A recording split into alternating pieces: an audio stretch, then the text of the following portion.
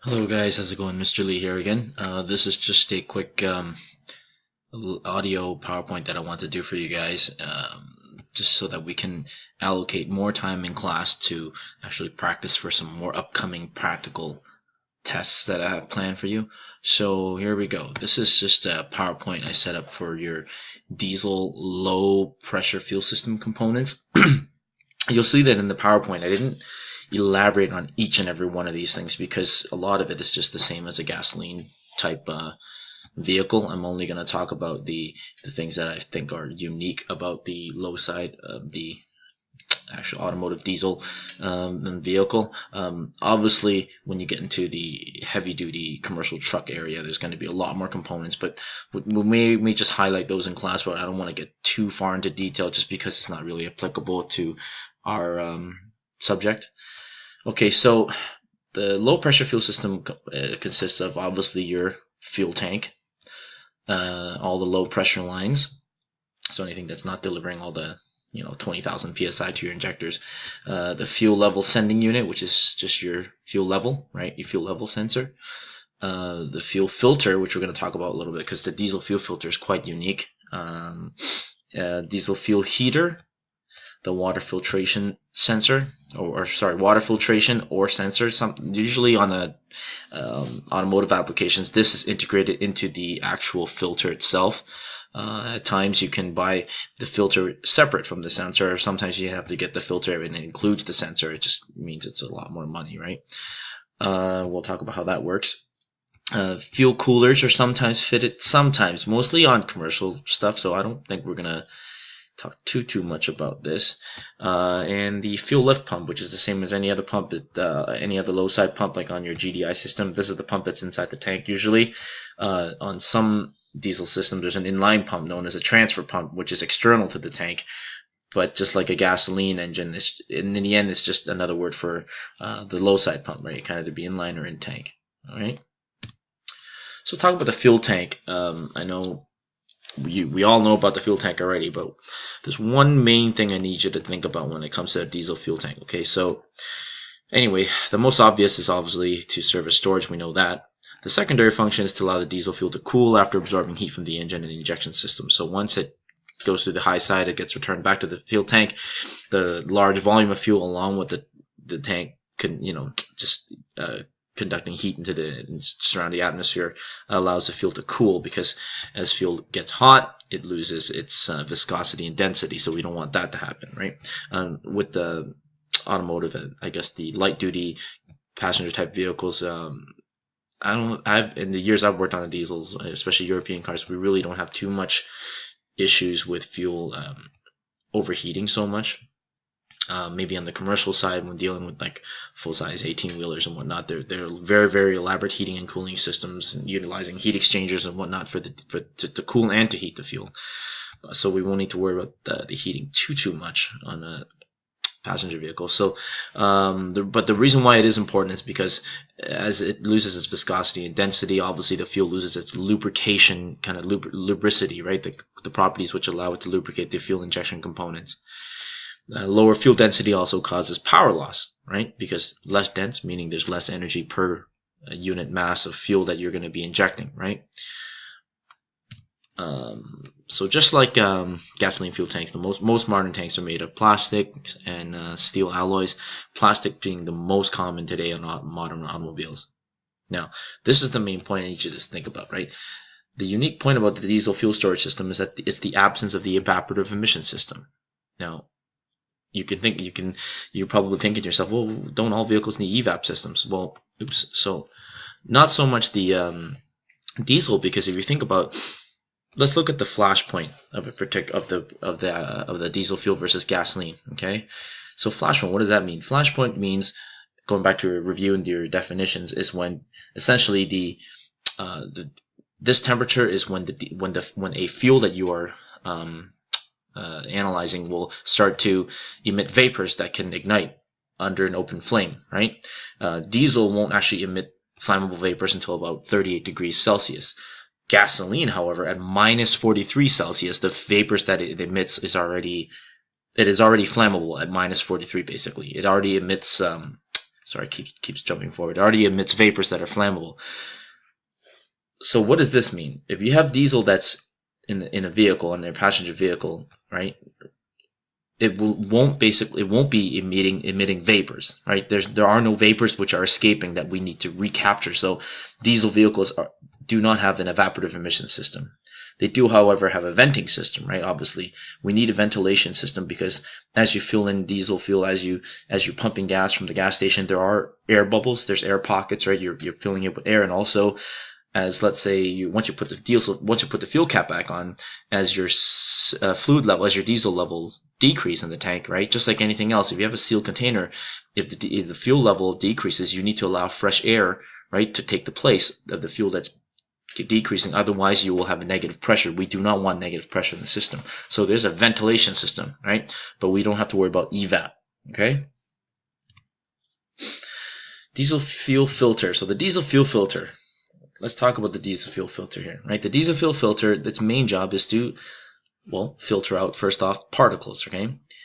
Diesel fuel filters are vital. The reliability and durability of diesel fuel injection systems depends on the quality of fuel. The diesel filter prevents contaminants from entering and damaging injection system components. Most fuel system damage and wear happens due to particle contamination, okay? Just give you an idea, all right? So this diagram I found on the glorious internet is just the relative size of what particles can actually damage an injection system. So it says here the fuel system damage can occur from particles between 5 to 10 microns. Okay, just to give you an idea, the width of a human hair is approximately 150 microns. So you can imagine how thin a human hair is, average human hair. 5 to 10 microns is here. So I don't even think that's visible to the human eye, right? However, these particles this small, if you think about your direct injector, right? If you think about your piezo solenoid injector, the passageways in there which the high pressure fuel must flow, it is extremely fine. There's very, very little clearance there. And when you have abrasives, you have particles that are, though they are small, if they are abrasives, they can damage the actual moving parts inside your injector. Okay, and then all the other systems inside, such as your injection pump, right? Things like that, abrasives can damage the surface, right? So another really big thing to do with diesel filters is we have to filter water. Okay, water is a huge problem with diesel fuel. So let's just read from the slide here first. So water, where does the water come from? You're probably thinking, right? So contamination usually occurs during refueling. The greatest problem to diesel fuel is water. Water is often induced into the fuel supply as humid air that condenses on the cold walls of the fuel tanks from entering through the filler and venting system. So when you're filling, there is moisture in the air that enters, right? We can't avoid it. There is humidity in the air, and it's entering the filling as you're filling the diesel fuel, as well as it's sitting there. And remember when we talk about the venting system, right? As your diesel fuel depletes, as a fuel level lowers in the tank, your ventilation system has to open to atmospheric air. Atmospheric air gets to enter the fuel tank just to eliminate negative pressure. However, that air that's entering also has moisture too. Diesel fuel is hygroscopic, right? I'm sure you learned this term in SSB. Brake fluid is the same thing. Hygroscopic scopic means that, or scopic depending on how you want to say it, it absorbs water. Okay? Well, the biggest problem with that is the water cannot pass through the nozzle orifices, just a different size, right? Because it can't pass through the nozzle orifices easily, that obviously causes a difficulty with injection. Water, the thing with water, it also can seize up injector plunges, right? Any component that's made of that can rust, like iron components, water can cause it to actually rust and potentially plug and seize up all your moving parts, right? On commercial applications, some engines use two filters of differing filtering efficiencies, mostly on the heavy duty sector, right? Most passenger vehicles I've worked on are only fitted with one diesel filter. I've worked on some heavy duty trucks, some with airbags even, that are fitted just with one giant filter. But I know there are some really long haul heavy duty components where heavy duty engines that utilize twin filters, one that filters a certain microns, and the second fine one can filter even smaller particles. There's a video here that we're not going to watch here together, but as soon as you go in, just fast forward to the section on 3 minutes and 7 seconds. It talks exactly about how a diesel filter filters water. In a nutshell, water has a heavier weight than diesel, right? So if you were to put water in a diesel fuel tank, the water will actually accumulate at the bottom of the filter. And on some commercial applications, even on some heavy-duty pickup trucks, as you could see. I attached a video here. If you when you watch this, is I think it's an F250 or F350 Power Stroke, where the diesel filter cartridge has an actual drain. So periodically, you would undo the drain, and because we know that the water accumulates at the bottom of the filter, you can drain the water content out of the diesel filter there, right? And a lot of times, it's a good idea to inspect it too. In this video, I believe this gentleman would drain his filter cartridge, but when you look at the actual clear bottle, the clear container that he held the diesel fuel, there was very, very, very little water. There was not much separation in there. If it was heavily contaminated, you'll see that the diesel fuel will float to the top and the bottom would be full of water, right? And here's some main points, right? Obviously, water causes the film strength of fuel to deteriorate. Right, water can combine with sulfur. We have sulfur in our diesel fuel, right? Obviously, a ULSD has a lot less sulfur, but typically petroleum-based fuels have a lot of sulfur. We don't want water and sulfur to form sulfuric acid, right? That's going to be a big problem, right? Biodiesel has microorganisms, right? Because it's a biological fuel. It's not toxic or anything. A lot of times you can have fungus and whatnot that can clog fuel systems, right? Yeah. So that's basically how that works. This is just a little picture I found from some pictures I found online. Basically, this is a typical filter you'll see in a European vehicle. This is stuff that I'm more familiar with, right? Here, this is your vent. If you want to when you put the new filter in, you open this up, you can bleed the air out. Right here on the left-hand side is the fuel water content sensor and heater as well.